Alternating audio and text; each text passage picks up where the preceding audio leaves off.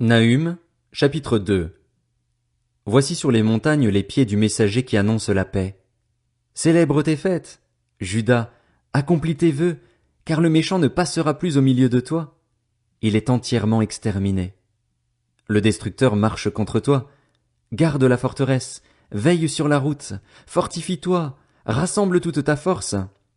Oui, l'Éternel rétablit la gloire de Jacob et la gloire d'Israël, parce que les pillards les ont pillés et ont détruit les sarments de leurs vignes.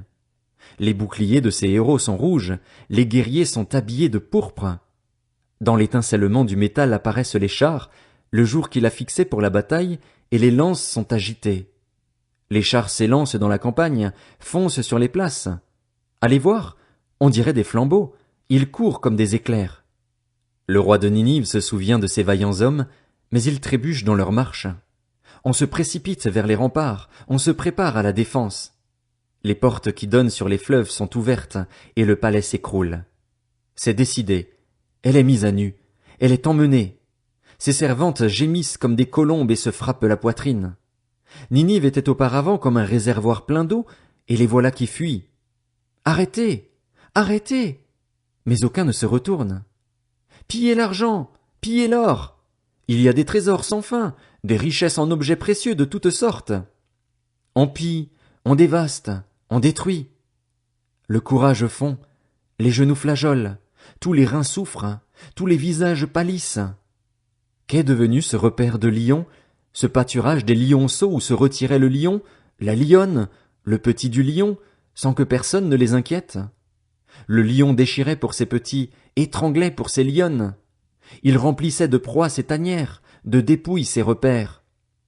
Je m'en prends à toi, déclare l'Éternel, le maître de l'univers. Je réduirai tes chars en cendres, l'épée dévorera tes lionceaux, j'arracherai ta proie du pays et l'on n'entendra plus la voix de tes messagers. Nahum, chapitre 3. Malheur à la ville sanguinaire, pleine de mensonges, remplie de violence, qui ne cesse de se livrer au pillage. On entend le bruit du fouet, le fracas des roues, le galop des chevaux, le roulement des chars. Les cavaliers chargent, l'épée étincelle, la lance brille. Une multitude de blessés, une foule de cadavres, des morts innombrables. On trébuche sur les morts. C'est à cause des nombreuses prostitutions de la prostituée pleine de grâce, maîtresse magicienne, qui vendait des nations par ses prostitutions et des peuples par sa magie. Oui, je m'en prends à toi, déclare l'Éternel, le maître de l'univers. Je relèverai les pans de ta robe jusque sur ton visage, je montrerai ta nudité aux nations et ton déshonneur aux royaumes. Je jetterai sur toi des ordures, je te couvrirai de honte et je te donnerai en spectacle. Tous ceux qui te verront fuiront loin de toi. On dira, Ninive est détruite, qui la plaindra? Où te chercherai-je, tes consolateurs? Es-tu meilleur que Noamon, qui était assise au milieu des fleuves, entourée par l'eau, avec la mer pour rempart, la mer pour muraille?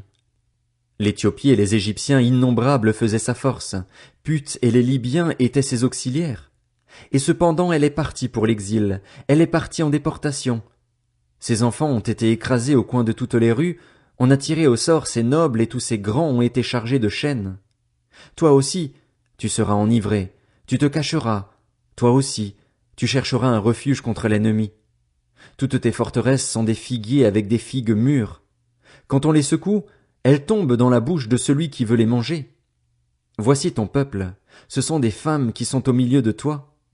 Les portes de ton pays s'ouvrent à tes ennemis, le feu a brûlé tes verrous. Puise de l'eau pour le siège, répare tes forteresses, va dans la boue, piétine l'argile, rétablis le four à briques. Là, le feu te dévorera, l'épée t'exterminera, te dévorera comme des grillons. Entasse-toi comme les grillons. Entasse-toi comme les sauterelles. Tes marchands, plus nombreux que les étoiles du ciel, sont pareils aux grillons qui ouvrent les ailes et s'envolent. Tes inspecteurs sont comme les sauterelles, tes officiers sont comme une multitude de criquets qui se posent sur les haies par temps froid. Le soleil brille, ils s'envolent, et l'on ne reconnaît plus l'endroit où ils étaient. Tes bergers sommeillent, roi d'Assyrie, tes vaillants hommes se reposent, tes troupes sont dispersées sur les montagnes, et personne ne les rassemble. Il n'y a pas de remède à ta blessure, ta plaie est mortelle. Tous ceux qui entendront parler de toi applaudiront à ton propos. En effet, Quel est celui que ta méchanceté n'a pas atteint? Habacuc, chapitre 1. Message dont le prophète Habacuc a eu la vision. Jusqu'à quand, Éternel, vais-je crier à toi? Tu n'écoutes pas. J'ai crié vers toi pour dénoncer la violence, mais tu ne secours pas. Pourquoi me fais-tu voir le mal et contemples-tu l'injustice? Pourquoi l'oppression et la violence sont-elles devant moi? Il y a des procès et des conflits partout. Aussi, la loi est sans vie, le droit est sans force, car le méchant triomphe du juste et l'on rend des jugements corrompus. Jetez les yeux parmi les nations, regardez et soyez saisis d'étonnement, d'épouvante, car je vais faire à votre époque une œuvre que vous ne croiriez pas si on la racontait. Je vais faire surgir les Babyloniens. C'est un peuple impitoyable et impétueux qui traverse de vastes étendues de pays pour s'emparer de demeures qui ne sont pas à lui. Il est terrible et redoutable. Il est la source de son droit et de sa grandeur. Ses chevaux sont plus rapides que les léopards, plus agiles que les loups du soir. Ses cavaliers se déploient, ses cavaliers arrivent de loin. Ils volent comme l'aigle qui fond sur sa proie. Tout ce peuple vient pour se livrer au pillage, le visage tendu vers l'avant, et il rassemble des prisonniers comme du sable.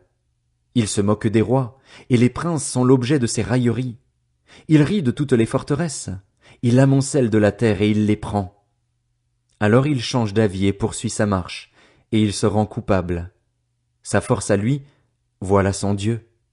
N'es-tu pas depuis toujours, Éternel, mon Dieu, mon Saint? Nous ne mourrons pas. Éternel, tu as établi ce peuple pour exercer tes jugements. Mon rocher, tu l'as appelé pour infliger tes punitions. Tes yeux sont trop purs pour voir le mal, et tu ne peux pas regarder la misère. Pourquoi regarderais-tu les traîtres? Pourquoi garderais-tu le silence quand le méchant dévore celui qui est plus juste que lui? Traiterais-tu l'homme comme les poissons de la mer, comme le reptile qui n'a pas de maître? Le Babylonien les fait tous monter avec l'hameçon, il les attire dans son filet, il les rassemble dans sa nasse. Alors il est dans la joie et dans l'allégresse.